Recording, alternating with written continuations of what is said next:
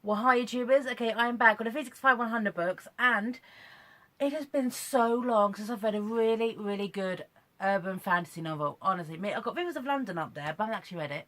Obviously, the accent gave that away. I'm a Londoner, West London to be precise, and I found it.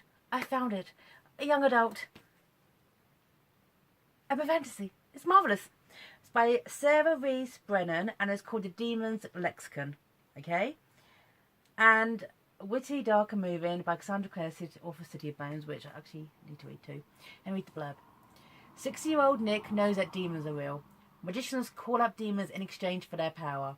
The demons can appear in any shape, show you marvels, promise you anything until you invite them in and receive their mark. What happens next? First you get possessed, then you die. Nick's been on the runs his whole life, ever since his mother stole a charm from the most feared magician of them all. And the only person he trusts is his brother Alan. Alan has just been marked by a demon. Only Nick can save him, but to do so he must face the magicians and kill them.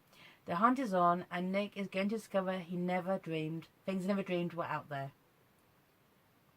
Okay, this book is so good. One thing, because this is actually a debut novel, by the way, even from the get-go, one thing that Sarah Rees Brennan does, she doesn't waste time on exposition. Long reels of anything, you are thrown straight into this. From the opening chapter, okay, which is Nick talking about the leak under the sink is ruining his best sword, okay? And then they get attacked by these like demonic ravens, okay? And then the next chapter begins with, I love this. Of course, Nick was expected to get rid of the body. He always did it, since Alan couldn't be expected to hold corpses around the place with his leg. But he seldom found this irritating. He could have had his dinner first if Alan hadn't been worried about what the guests would think. He twisted the steering wheel more viciously than he should have, making more sharp turns into narrow roads around Exeter was not exactly advisable. Okay. Exactly, that is it. So this is 14 pages in, and you get demonic ravens. You get these two people from school, May and Jamie, who have been marked by demons, especially Jamie, and yeah. And I can spoil this slightly because this book came out in like 10 years ago, so it's called a spoil, okay? And this kind of starts off with this moment, but it's built into something even more, because Alan and Nick, they are brothers, and they love each other, as siblings do. They don't trust each other. Each one of them is holding back who they truly are. As with Alan is, well, you think from reading this, he'd be sort of being like a more kind of victim character, because established earlier on, he has a bad leg, and obviously their father is dead, their mother is not exactly what you call compos mentis, due to situations beyond her control, and you would think that Alan would become like the damsel, if you will.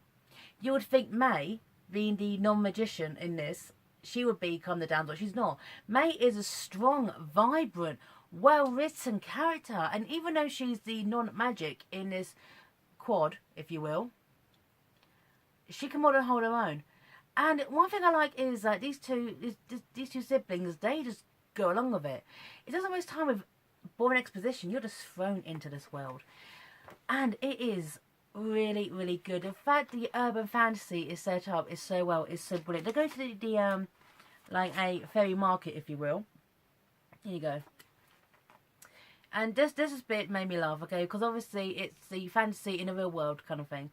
Nick took a moment to scan the swaying lights and the shadows creeping around them, the bright stalls and the dark clear spaces where the dancers were practicing, and then relax. There were no gaps in the lines of the stalls and no familiar faces missing. The market was just as it had been last month, and with luck, it would be just the same next month too. They all had to keep quiet for fear of discovery, so the drums are muffled, and stall owners were like the clear, low sound of chimes ringing from all sides. "Come buy," sang out clearly from every stall. "Come buy. We can buy things like this with ordinary money," May asked, her voice half awed and half dubious. "We're supposed to buy help." "It may be the only defence against magicians and demons that there is," Nick said. "There is not to turn a profit." Brilliant! Brilliant! That just got me, okay, because it's true. It's brilliant. Now, this book builds in such a way that as the book continues, the tension between the two, obviously May and Jamie are there to be the expositional characters. They need things explained to them, and we as a reader need things explained to us too. But it does it in a very, very natural way, and it's kind of, I like the fact how they both accept what's going on quite easily. Okay, they know they're in over their heads, and they never have to turn around again and say, this isn't real, what is going on? We, the reader, will be like, oh, just being so stupid, you know? So, loving. Okay? Now, this whole thing regarding, there's this character called Black Arthur, who's apparently, like, you know, the Grand High Wizard, okay, of their kind of realm, okay? And everyone fears him, and he has this massive connection to Nick, okay? Okay, spoil territory. This whole thing about these two brothers who have been keeping things from each other. Alan goes to his father's family and does not tell Nick what's going on because he wants to be normal. He basically denies Nick's existence because he just wants a moment of being a typical guy. And with Nick around, he hasn't had that. Essentially, everyone his entire life has been protecting Nick. Nick's father died to protect Nick. Nick's mother's mind was sent off the edge because of Nick. Everyone's been protecting Nick, and he is a bit of a bastard of a character. Okay? Because, spoiler. Absolute spoiler. Nick isn't human, he's a demon. And the little things throughout the book make so much more sense after you realise that. Actually, I had a quick glance back. Things that Nick has trouble reading. Now, you think it's dyslexia, okay? In a way, it is. Demons struggle with words, because words are natural to demons. He is the result of an experiment to create a demon-human hybrid, and he was the only survivor. And this is where the tension really, really rises. Honestly, it was awesome. And the best bit is, obviously from being a Londoner, it was set in London. And you can feel London. Little bits that Sarah drops in about how conflicting the tube is, which is true. Okay, going from the Central to the Piccadilly line. How the traffic, leaving a car on Tower Bridge, and I was like, wow, well done with that. Leaving a car on Tower Bridge, even little things like this, okay?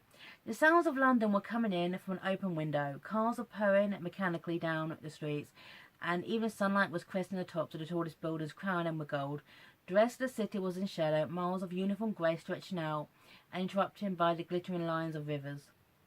It may be another world. In this room there was no sound that mattered but the hiss of fire in a demon circle and Gerald's quite pleasant voice. Oh, I won't say who Gerald is. He's a good character though. So, yeah. This, as a debut novel written in 2009, is astonishing. It's strong. It's a witty, dark and moving. It said Cassandra Clare. There you go. And it is. It is an astonishing urban fantasy which doesn't talk down but doesn't waste time on exposition. You are thrown into this world. You are thrown into these kind of situations, and it's astonishing. I mean, the thing is, I guess I should be more on Alan's side, because Alan is the good guy, if you will. Alan is the one who has been protecting his bit of a bastard brother Nick for all these years. But it's Nick I followed through the most, because obviously he has to come to the terms with the fact that even though he's part of this family, he's felt like an outsider throughout the entire thing. He is not human, but at the same time, his characterizations and motivations are making the most human character in it. And that's it. So, Figures 5100 books is sign off.